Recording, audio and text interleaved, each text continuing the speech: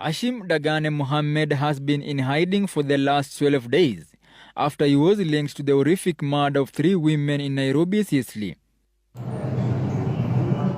Saturday, the suspect was captured by CCTV cameras while within a building in Eastleigh.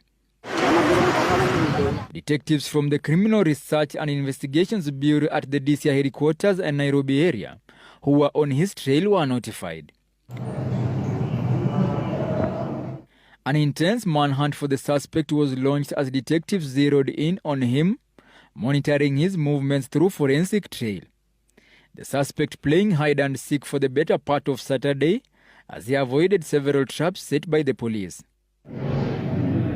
He attempted using several phone numbers to conceal his movement. Sunday, the suspect was cornered while at a hideout within Kamkunji. He was taken in for a brief grilling session at Kamkunji police station before being taken to the DCI headquarters where he was grilled by homicide detectives. Thank you for Allah. Make it as easy. The guy brutally killed for our children. The government has captured.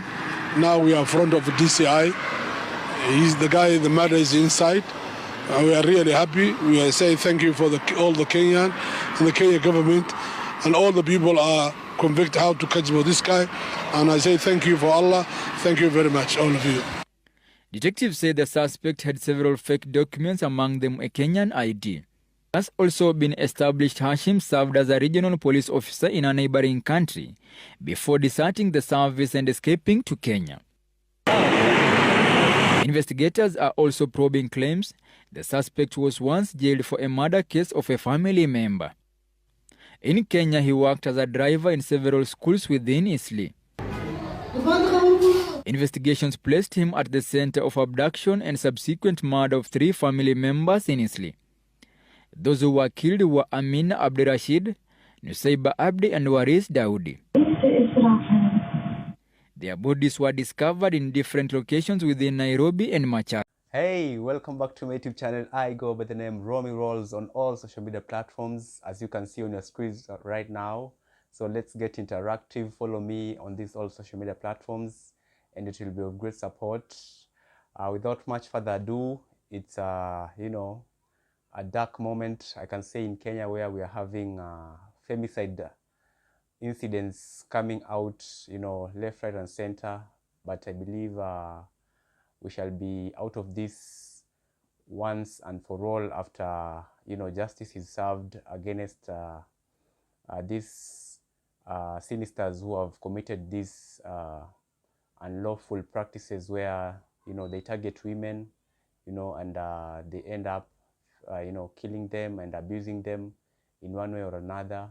But I believe the government at least is working against these incidents, and they really wanna put these culprits to book so that we can finish this unfortunate and so sinful practices against humankind. So guys, recently there were 3 ladies who ended up losing their lives, unfortunately, in Eastleigh. And it's just because somebody has decided they won't work so hard for them. It will be all about kidnapping people and asking for ransom money for letting these people free after they get the money they're asking for. And in this case, I believe all went wrong, and this man by the name Hashim, he decided that it's my way or the highway, and in this case, the highway is death, and very, very brutal death, whereby we got to lose these 3, beautiful souls that were hailing from Eastleigh. And it's so unfortunate because apparently the lady who actually asked for the Uber or the taxi so that I can avoid using the wrong company, which was involved in this, scenario. It's a person who who actually trusted this man Hashim, for her to call him personally to come, to take her to hospital. It's unfortunate that Hashim, went against this lady's trust, and it had to cost her family members, in this case her daughter and her niece, I believe, and it's unfortunate, but I believe the story will be sorted out, and justice will be served, because they're still following the case. And all I can say is that whenever you're outside there, let's be careful, let's be vigilant. Even if you are asking for a taxi back home, kindly, if you can take first photos of the car or something. I know it's usually on the app, but in this case, just to be secure, just to be vigilant, you can always have the number plate.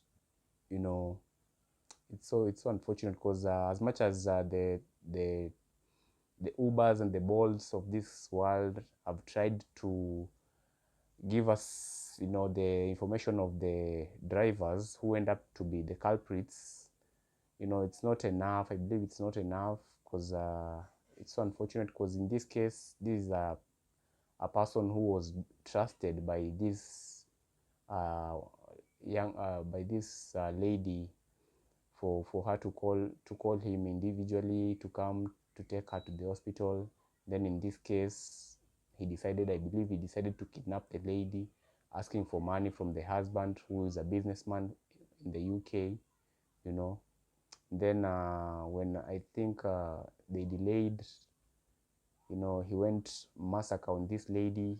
And considering that the daughter to this woman knew he was the one who took their mother to the hospital, he was trying to leave no trademark or a footstep of crime behind. So he went back, he took this lady's phone and called the daughter to come and see that their mother was in a worse condition. But in this case, I think he was lying, because maybe he had decided to do the worst. And when he called the daughter to come, the daughter came with her cousin. And in this case, when people have seen on the CCTV showing that the lady, when she was called to come and see what was wrong with her mother, she came with her cousin. And in this case, people who knew him were adding up, and him being a serial killer, he decided that he won't let even the younger cousin, who was actually a teenager, I think, he decided to kill all of them.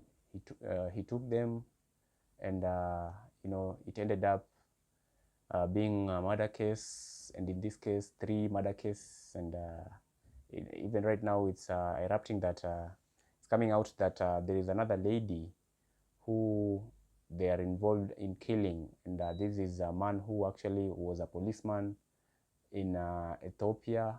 Then after killing his own wife, he ran and came to Kenya, and he illegally acquired an identification ad.